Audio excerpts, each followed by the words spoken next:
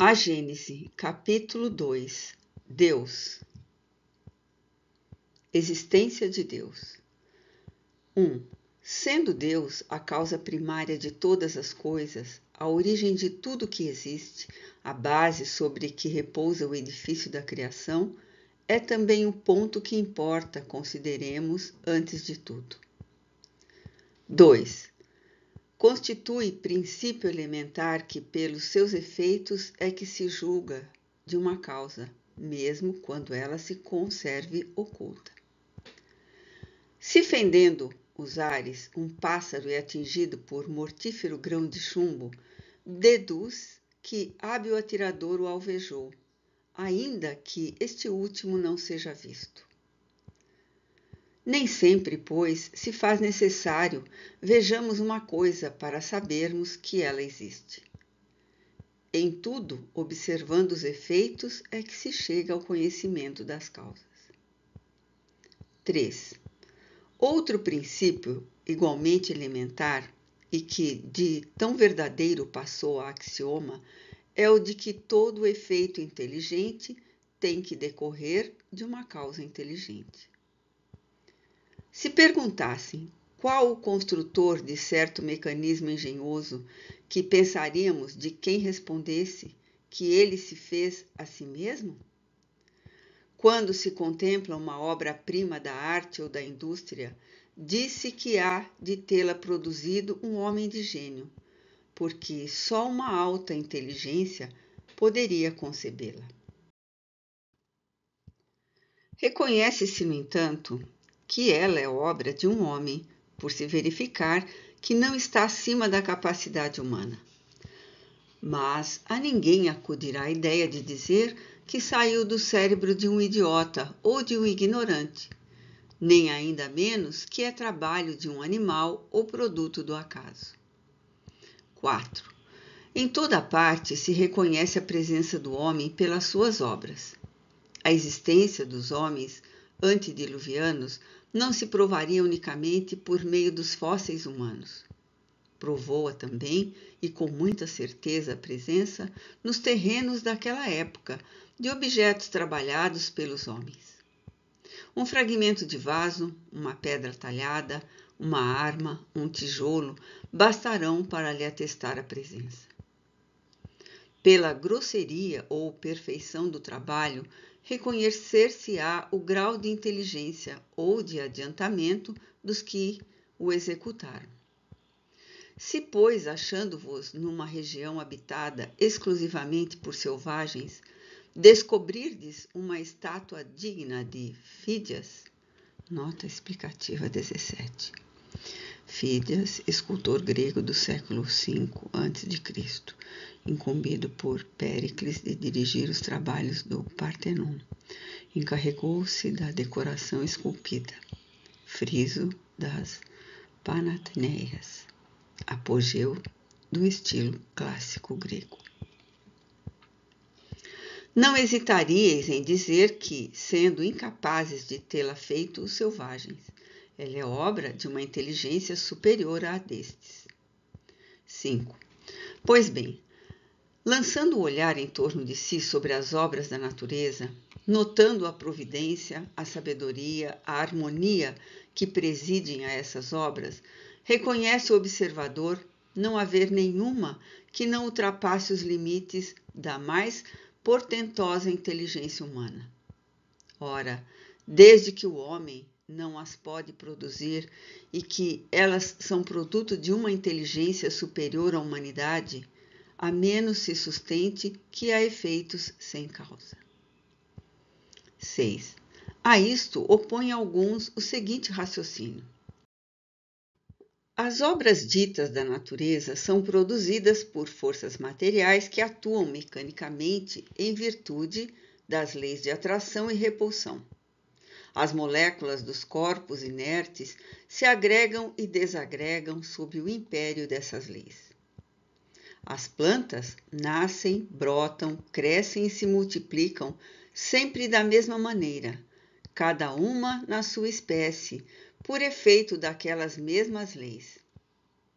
Cada indivíduo se assemelha ao que de quem ele proveio.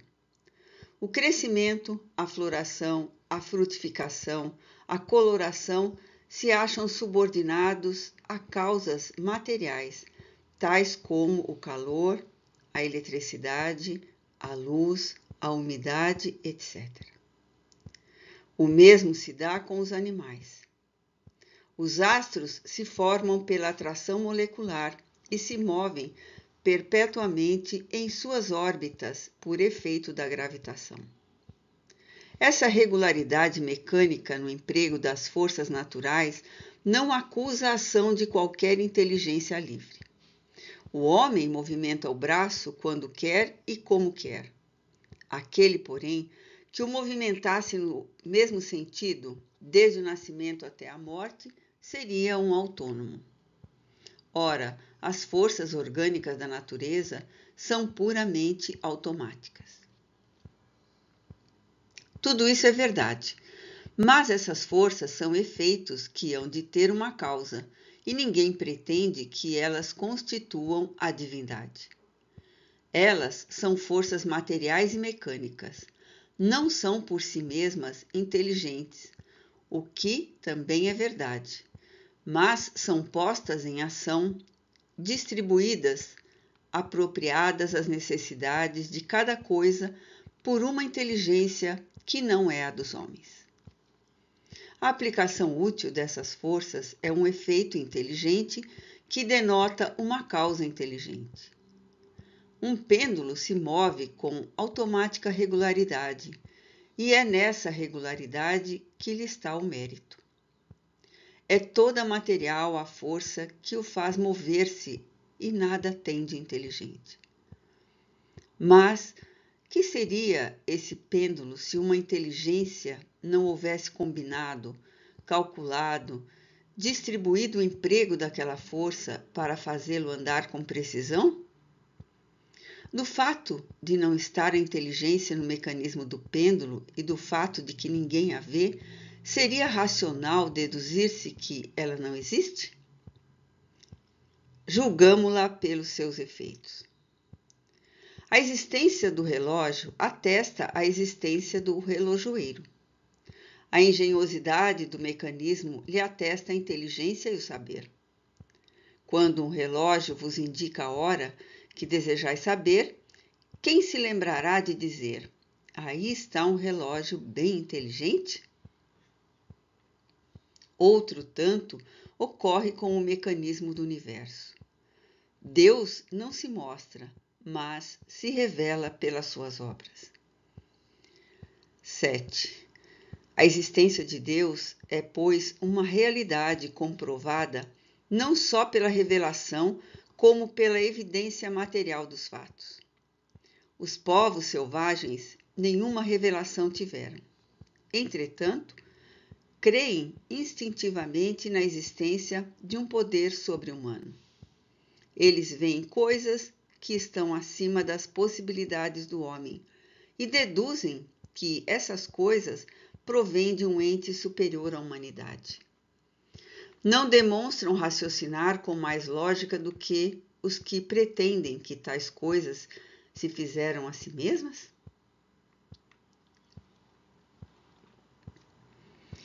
Da natureza divina. 8.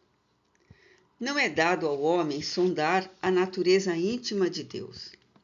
Para compreender Deus, ainda nos falta o sentido que só se adquire com a completa depuração do espírito. Mas, se o homem não pode penetrar a essência de Deus, pode ter como premissa a sua existência.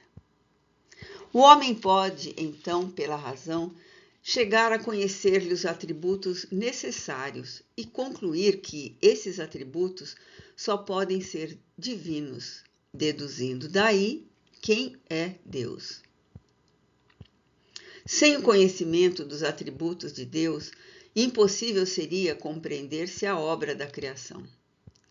Esse é o ponto de partida de todas as crenças religiosas, e por não se terem reportado aos atributos, como ao farol capaz de as orientar, que a maioria das religiões errou em seus dogmas. As que não atribuíram a Deus a onipotência imaginaram muitos deuses. As que não lhe atribuíram soberana bondade fizeram dele um Deus ciumento, colérico, parcial e vingativo. 9. Deus é a suprema e soberana inteligência. É limitada a inteligência do homem, pois que não pode fazer nem compreender tudo o que existe. A de Deus, abrangendo o infinito, tem que ser infinita. Se a supuséssemos limitada num ponto qualquer, poderíamos conceber outro ser mais inteligente, capaz de compreender e fazer o que o primeiro não faria, e assim por diante, até o infinito. 10. Deus é eterno, isto é, não teve começo e não terá fim. Se tivesse tido princípio, houvera saído do nada. Ora, não sendo nada coisa alguma, coisa nenhuma pode produzir. Ou então, teria sido criado por outro ser anterior, e nesse caso, este ser é que seria Deus. Se lhe supuséssemos um começo ou fim, poderíamos conceber uma entidade existente antes dele e capaz de lhe sobreviver, e assim por diante ao infinito. 11. Deus é imutável. Se estivesse sujeito a mudanças, nenhuma estabilidade teriam as leis que regem o universo. 12. Deus é imaterial, isto é, a sua natureza difere de tudo o que chamamos matéria. De outro modo, não seria imutável, pois estaria sujeito às transformações da matéria. Deus carece de forma apreciável pelos nossos sentidos, sem o que seria matéria. Dizemos, a mão de Deus, o olho de Deus, a boca de Deus, porque o homem, nada mais conhecendo além de si mesmo, toma a si próprio por termo de comparação para tudo o que não compreende. São ridículas essas imagens em que Deus é representado pela figura de um ancião de longas barbas e envolto no manto. Tem o inconveniente de rebaixar o ente supremo até as mesquinhas proporções da humanidade. Daí a lhe emprestarem as paixões humanas e a fazerem-no um Deus colérico e ciumento. Não vai mais que um passo. 13. Deus é onipotente. Se não possuísse o poder supremo, sempre se poderia conceber uma entidade mais poderosa, e assim por diante, até chegar-se ao ser cuja potencialidade nenhum outro ultrapassasse. Esse, então, é que seria Deus. 14. Deus é soberanamente justo e bom. A providencial sabedoria das leis divinas se revela nas mais pequeninas coisas, como nas maiores, não permitindo essa sabedoria que se duvide de sua justiça nem da sua bondade. O fato de ser infinita uma qualidade exclui a possibilidade de uma qualidade contrária, porque esta a apoucaria ou anularia. Um ser infinitamente bom não poderia conter a mais insignificante parcela de malignidade, nem o ser infinitamente mau conter a mais insignificante parcela de bondade, do mesmo modo que um objeto não pode ser um negro absoluto, com a mais ligeira nuance de branco, nem de um branco absoluto com a menor mancha preta. Deus, pois, não poderia ser simultaneamente bom e mau, porque então, não possuindo qualquer dessas duas qualidades no grau supremo, não seria Deus. Todas as coisas estariam sujeitas ao seu capricho e para nenhuma haveria estabilidade. Não poderia ele, por conseguinte, deixar de ser ou infinitamente bom ou infinitamente mau. Ora, como as suas obras dão testemunho da sua sabedoria, da sua bondade e da sua solicitude, concluir-se-á que, não podendo ser ao mesmo tempo bom e mau, sem deixar de ser Deus, ele necessariamente tem de ser infinitamente bom. A soberana bondade implica a soberana justiça, porque se ele procedesse injustamente ou com parcialidade, numa só circunstância que fosse, ou com relação a uma só de suas criaturas, já não seria soberanamente justo e, em consequência, já não seria soberanamente bom. 15. Deus é infinitamente perfeito. É impossível conceber-se Deus sem o infinito das perfeições, sem o que não seria Deus, pois sempre se poderia conceber um ser que possuísse o que lhe faltasse. Para que nenhum ser possa ultrapassá-lo, faz-se mister que ele seja infinito em tudo.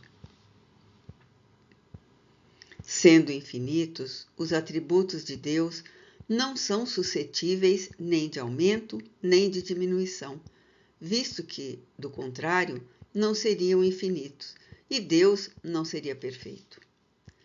Se lhe tirassem a qualquer dos atributos a mais mínima parcela, já não haveria Deus, pois que poderia existir um ser mais perfeito.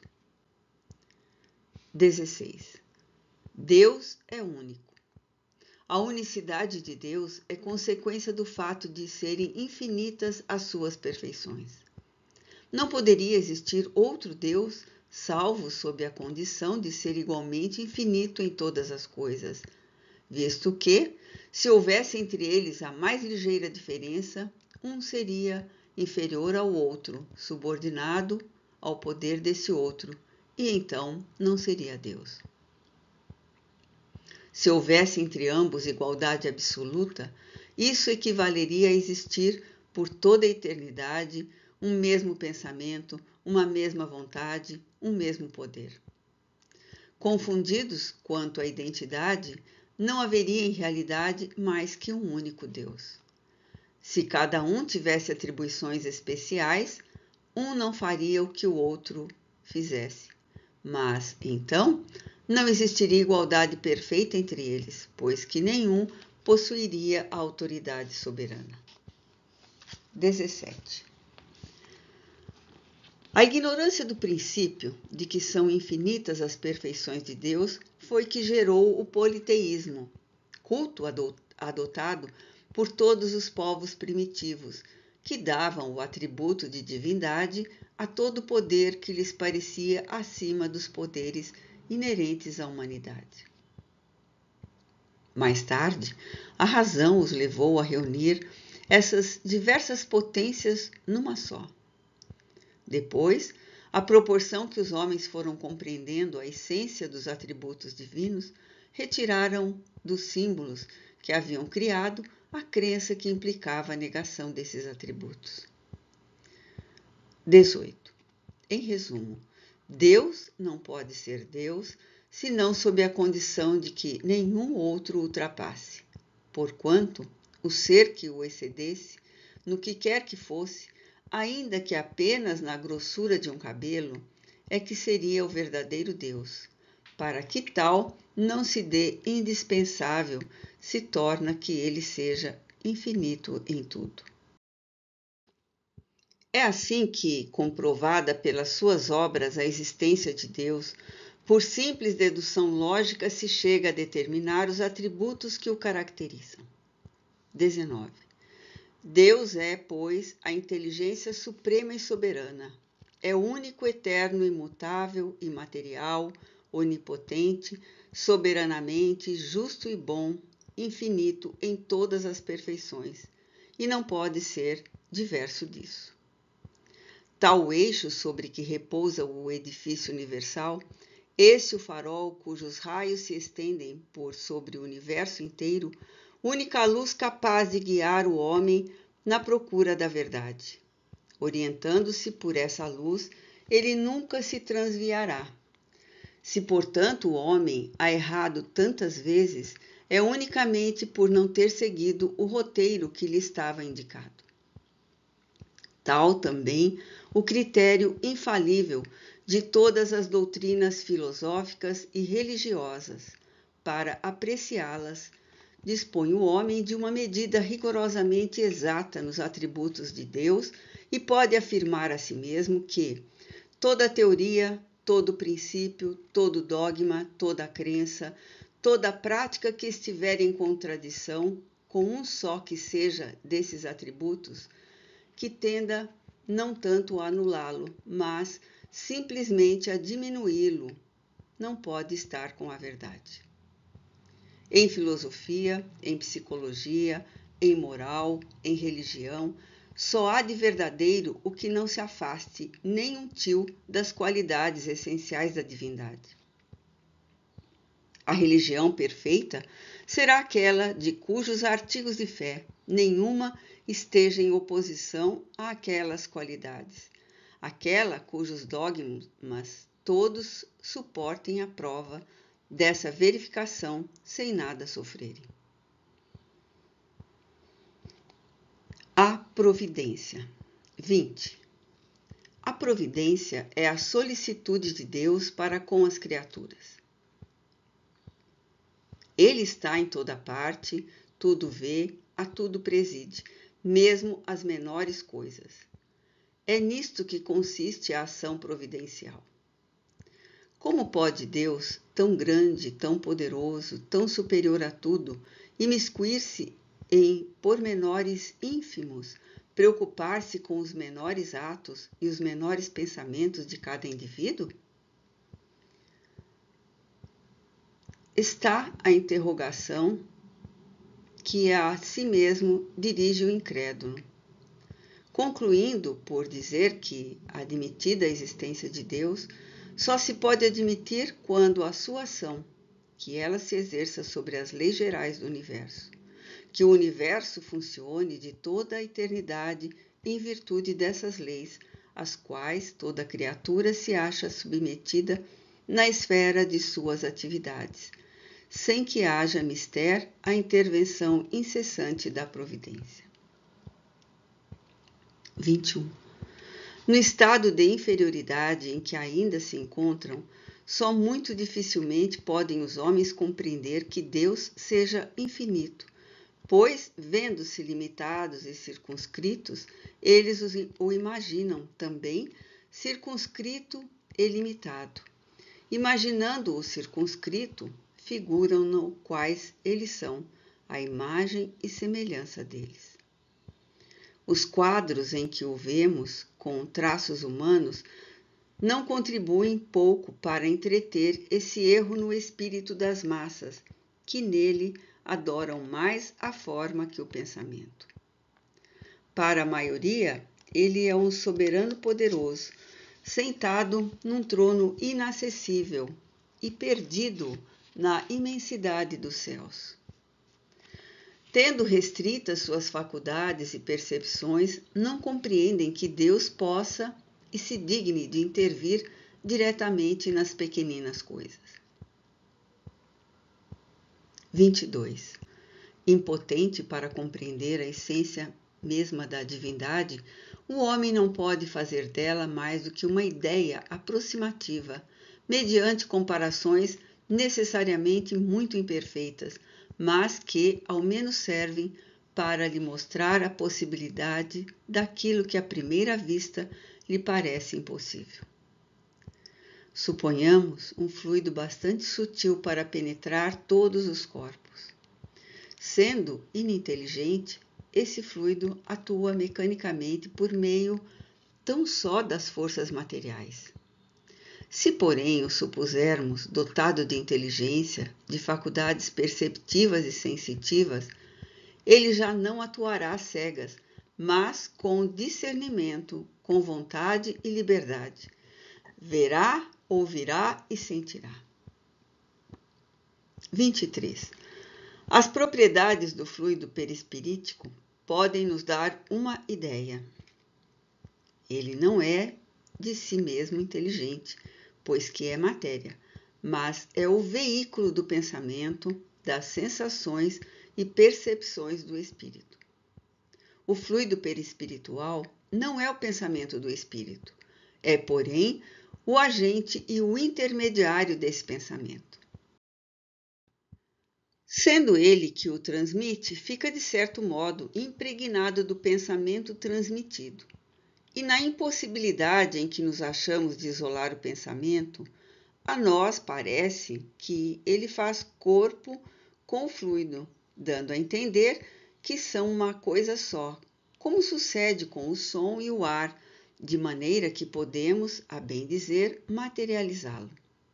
Assim como dizemos que o ar se torna sonoro, poderíamos, tomando o efeito pela causa, dizer que o fluido se torna inteligente. 24.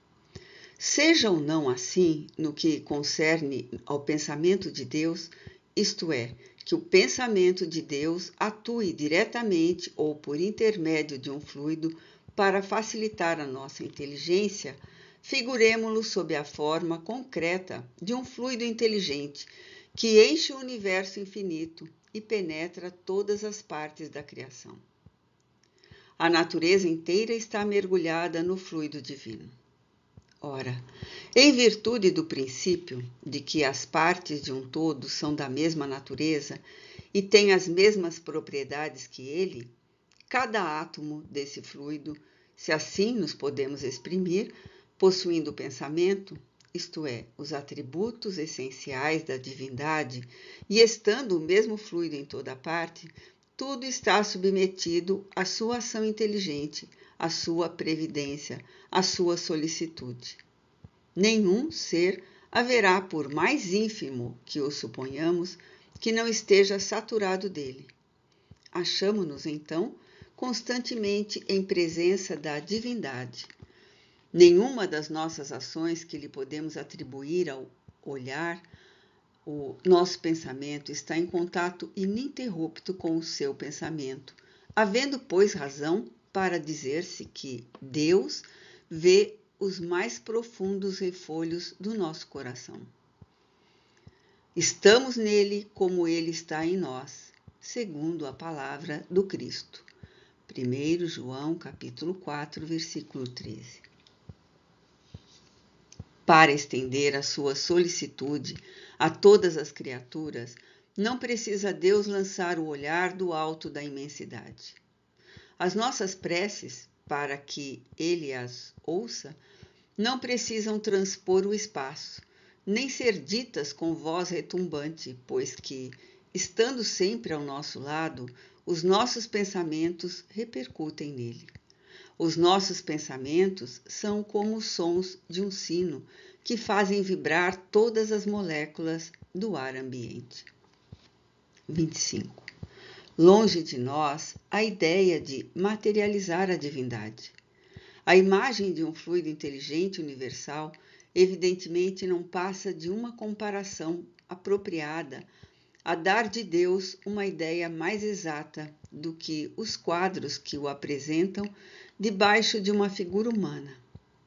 Essa imagem se destina a fazer compreensível a possibilidade que tem Deus de estar em toda parte e de se ocupar com todas as coisas. 26.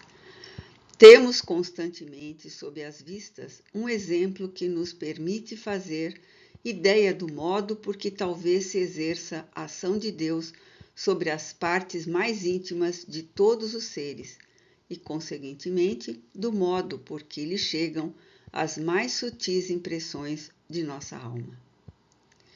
Esse exemplo tiramo-lo de certa instrução que a tal respeito deu um espírito. 27.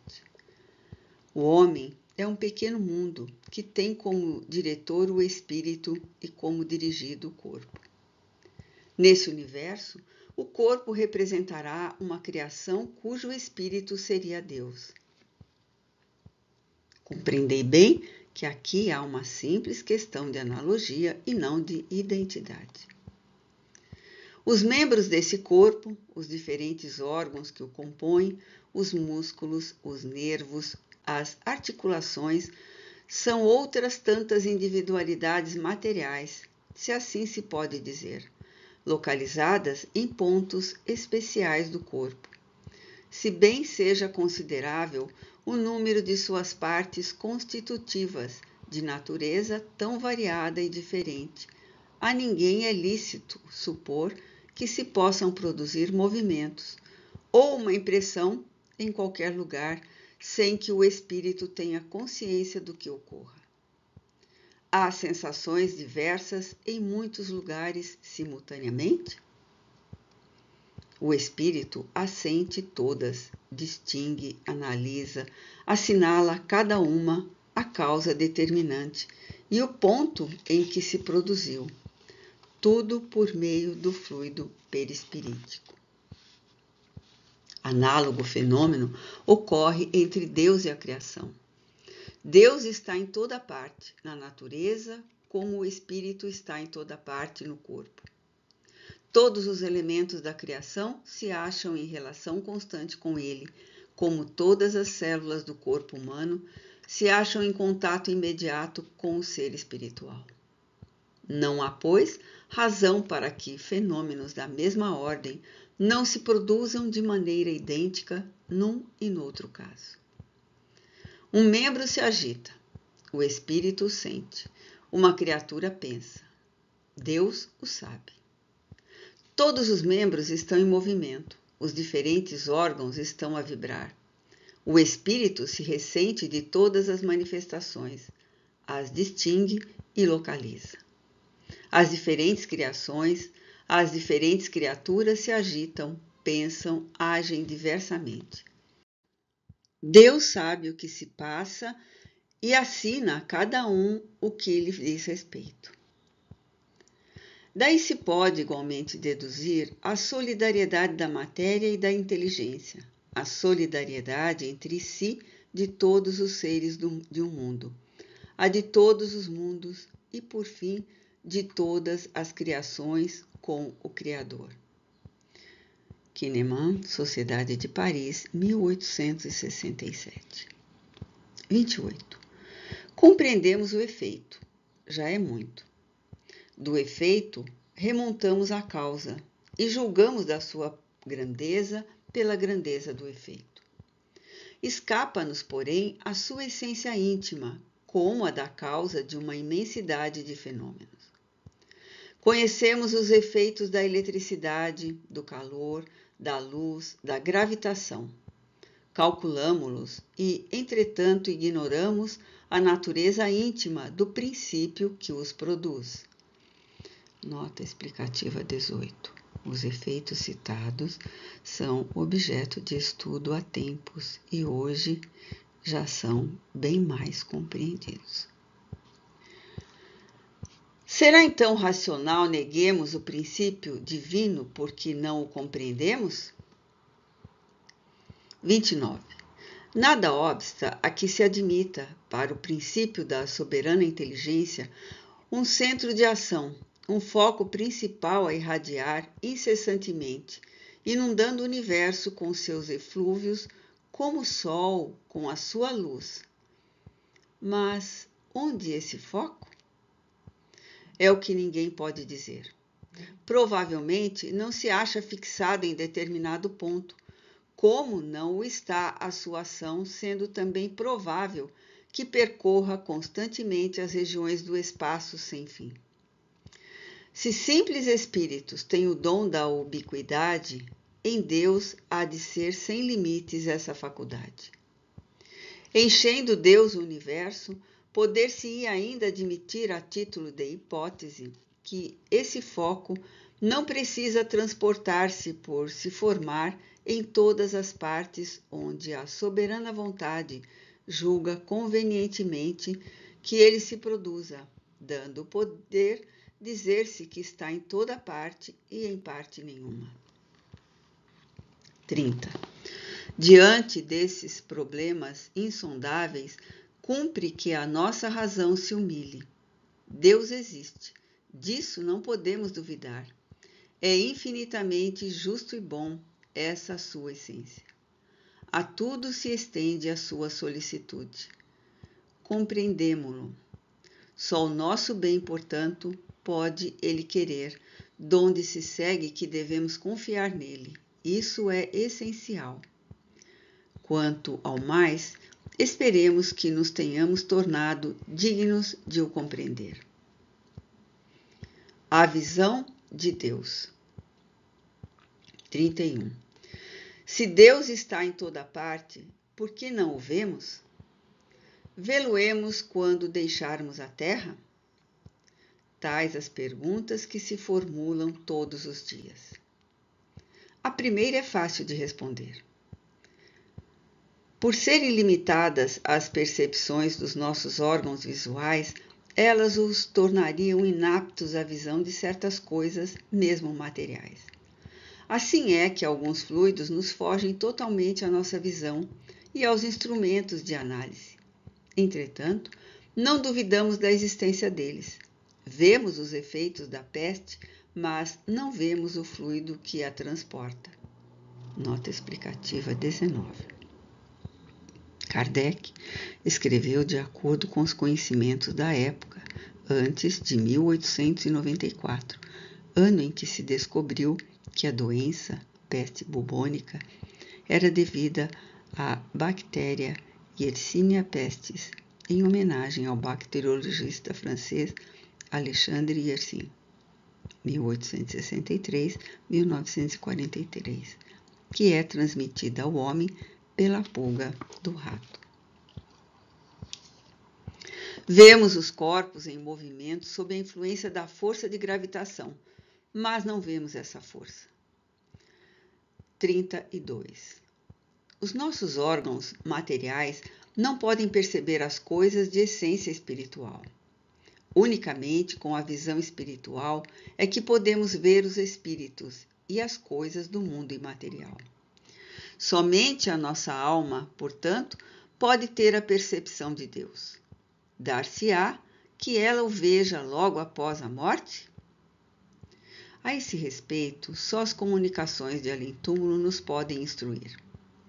Por elas, sabemos que a visão de Deus constitui privilégio das mais purificadas almas e que bem poucas, ao deixarem o envoltório terrestre, se encontram no grau de desmaterialização necessária a tal efeito.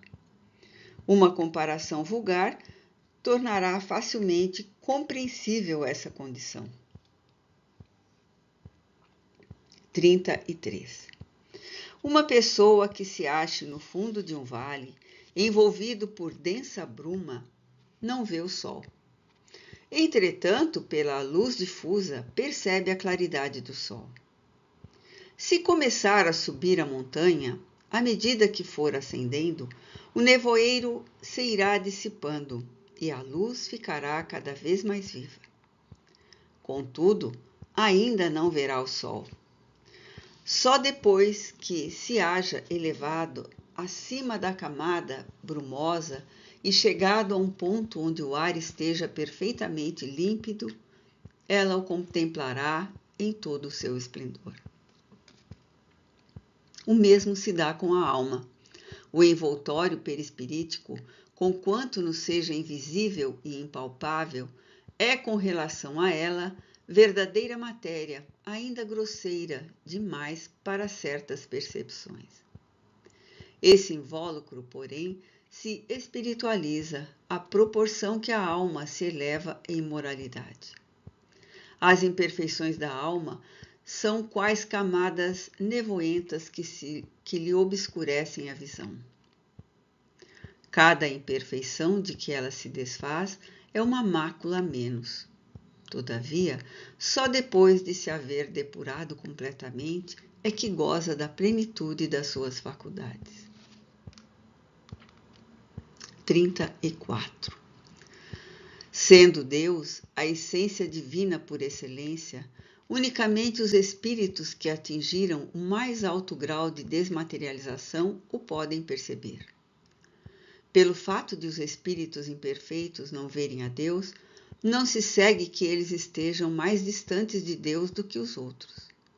Esses espíritos, como os demais, como todos os seres da natureza, se encontram mergulhados no fluido divino do mesmo modo que nós o estamos na luz.